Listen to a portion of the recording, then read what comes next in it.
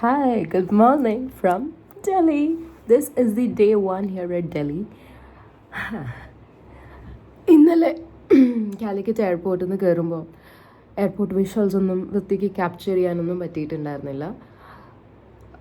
കയറി ഡൽഹിയിലെത്തി. I reach Delhi at midnight 12. പിന്നെ അങ്ങ് ഉറങ്ങി. ഒന്നും ചോദിക്കാനോ പറയാനുള്ള സമയം കിട്ടിയില്ല. 5 മണിക്ക് എഴുന്നേറ്റു. ഇപ്പോൾ ഏകദേശം 5:30 ആയിട്ടുണ്ടാവും, morning 5:30. And I'll show you the view from this apartment. See? What just shocked me is the fact that ഇവിടെ 5:05 ആകുമ്പോഴേക്കും എന്തുമാത്രം ലൈറ്റ് വരുന്നുണ്ട്, എന്തുമാത്രം തെളിയുന്നുണ്ട്, എന്തുമാത്രം വ്യൂവബിൾ ആണെന്ന്. നമ്മളവിടെയൊക്കെ ഏകദേശം ഒരു 7 മണിയൊക്കെ ആവില്ല ഇത്രേ മോർണിംഗ് അങ്ങോട്ട് ക്ലിയർ ആയിട്ട് കിട്ടാനായിട്ട്. അപ്പോൾ ഡേ 1 പ്ലാൻസൊക്കെ ഞാൻ 1 by 1 പറയാം. ഓക്കെ, എന്നിട്ട് നിങ്ങളെല്ലാം ഞാൻ കാണിക്കുന്നതായിരിക്കും. I didn't have lunch yesterday. I didn't have dinner yesterday. So എല്ലാം കോമ്പൻസേറ്റ് ചെയ്തുകൊണ്ട് ഇന്ന് ബ്രേക്ക്ഫാസ്റ്റ് കഴിക്കാമെന്നാണ് വിചാരിക്കുന്നത്. But don't worry for those who are concerned about my health. ഞാൻ ഇടയ്ക്കിടയ്ക്ക് ചെറിയ സ്നാക്സ് ഒക്കെ നല്ല കഴിച്ചിരുന്നു. ലഞ്ചും ഡിന്നറൊന്നും കഴിക്കാനുള്ളൊരു സാഹചര്യമായിരുന്നില്ല. എൻ്റെ ടിക്കറ്റ്സ്, ഡൽഹിയിലേക്കുള്ള ടിക്കറ്റ്സ് കൺഫേം ആവുന്നതും ബുക്ക് ചെയ്യുന്നതൊക്കെ ഇന്നലെ 1 മണിയൊക്കെ ആയപ്പോഴാണ്, ഉച്ചയ്ക്ക് 1 മണിയായപ്പോഴേക്കും. ആൻഡ് ഞാൻ കോളേജിലായിരുന്നു ആ ടൈമിൽ. പെട്ടെന്ന് തന്നെ എനിക്ക് കോളേജിൽ നിന്ന് ഇറങ്ങി വീട്ടിലെത്തി ബാഗ്സൊക്കെ എടുത്ത് ഡൽഹിയിലെത്തുന്നതിന് മുന്നേ എയർപോർട്ടിലെത്തണമായിരുന്നു. ഇങ്ങനെയൊക്കെയാണ് കാര്യങ്ങൾ. Everything was in A rush, ഒരു ഹറിബറിയായിരുന്നു. അതുകൊണ്ടാണ് എനിക്ക് വൃത്തിക്ക് എയർപോർട്ട് വിഷ്വൽസ് ഒന്നും ക്യാപ്ചർ ചെയ്യാൻ പറ്റാതിരുന്നതും ഫുഡ് കഴിക്കാൻ പറ്റാതിരുന്നതും.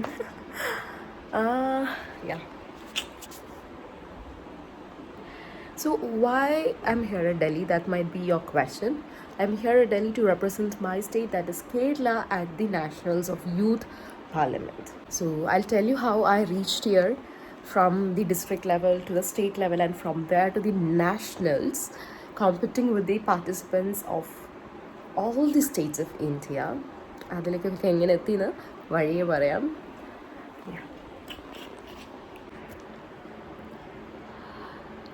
Not only that I'm participating or competing at the nationals for the very first time. ഒരു നാഷണൽ ലെവൽ ഇവൻറ്റിൽ അറ്റംപ്റ്റ് കൊടുക്കുക, നാഷണൽ ലെവൽ വരെ എത്തുക, അതൊക്കെ ഫസ്റ്റ് ടൈമാണ് ലൈഫിൽ.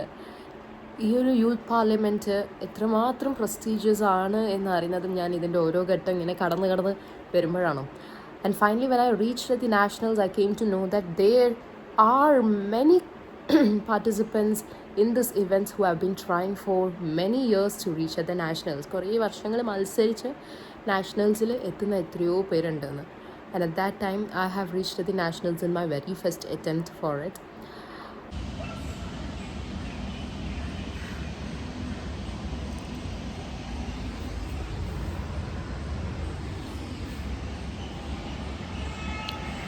I feel like I've reached somewhere else in the world. അതായത് ലോകത്തിൻ്റെ വേറെ ഏതോ ഭാഗത്തെത്തിയ പോലെ ഒരു feel. Such a good morning. രാവിലെ എഴുന്നേറ്റതും ഇവിടെ ഒരു ദീദിയുണ്ട് ഹെൽപ്പ് ചെയ്യാനായിട്ട്. അപ്പോൾ ആൾ വന്ന് ഞങ്ങൾ ബ്ലാക്ക് കോഫിയൊക്കെ ഉണ്ടാക്കി വെച്ചിട്ടുണ്ട്. It's so nice to be here. So nice. I feel so good.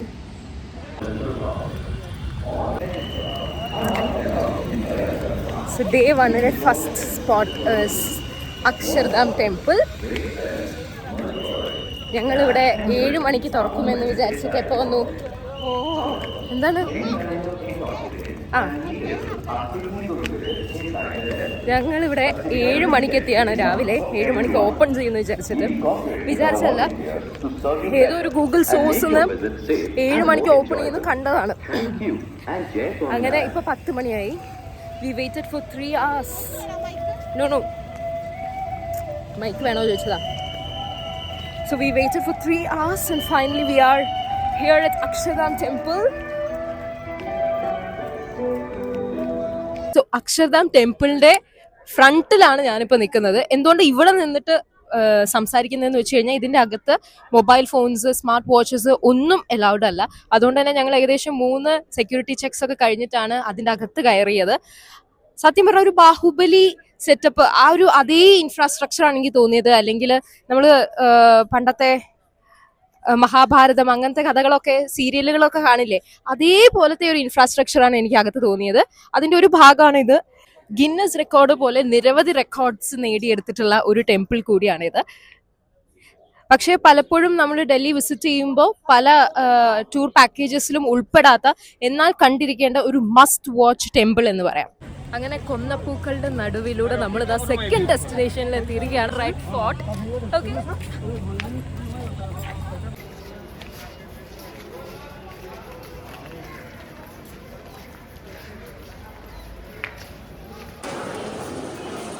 Red ഫോർട്ടിൻ്റെ അകത്ത് കയറി. ഇവിടെ ഇപ്പോൾ ഫുൾ മാർക്കറ്റ്സ് ആണ്. നിങ്ങൾ ഏത് സൈഡ് നോക്കിക്കഴിഞ്ഞാലും you can see markets on both sides. കമ്മൽ, മാല, വള, ബാഗ്, ഷോള്, ഡ്രസ്സ്, അങ്ങനെയുള്ള നിരവധി ഷോപ്പുകളുണ്ട്. അപ്പോൾ ഞാൻ കുറേ ടുക്ടുക്കുകൾ ഇവിടെ കാണാം. ഞങ്ങളിപ്പോൾ പോകുന്ന ടുക്ടുക്കിലാണ്. ടുക്ടുക്ക് ഇതാ. ഞാൻ ഇവിടുത്തെ ഒരു ലോക്കൽ ഫുഡ് ഷോപ്പിൽ വന്നതാണ്. റെഡ് ഫോർട്ടിൽ പോയി നേരെ ചാന്ദിനി ചൗക്ക് എന്ന് പറഞ്ഞ മാർക്കറ്റിലാണ് ഇപ്പോൾ എത്തിയിട്ടുള്ളത്.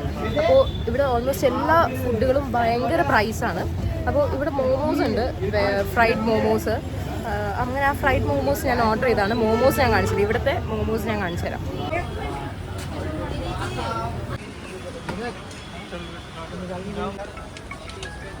ചാന്ദിനി ചൗക്ക് മാർക്കറ്റിൽ പോയതിന് ശേഷം ഇപ്പോൾ നമ്മൾ കരോൾ ബാഗ് മാർക്കറ്റിലാണ് ഉള്ളത്.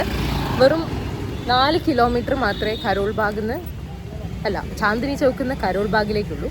പക്ഷെ എന്നിരുന്നാൽ കൂടി നമ്മൾ 1 മണിക്കൂർ യാത്ര ചെയ്തിട്ടാണ് ഇവിടെ എത്തിയത്. അത്രയ്ക്കും ട്രാഫിക്കാണ്. നമ്മളിവിടെ ഒരു ഇറ്റ്സ് കൈൻഡ് ഓഫ് റെസ്റ്റോറൻറ്റ്. കുറേ സ്വീറ്റ്സ് ഒക്കെ ഉണ്ട്, കുറേ ഫുഡൊക്കെ ഉണ്ട്. അപ്പോൾ ഇവിടുന്ന് 2 ഐറ്റംസാണ് ഓർഡർ ചെയ്തത്. ഒന്ന് മിൽക്ക് കേക്കാണ്, മിൽക്ക് കേക്ക്.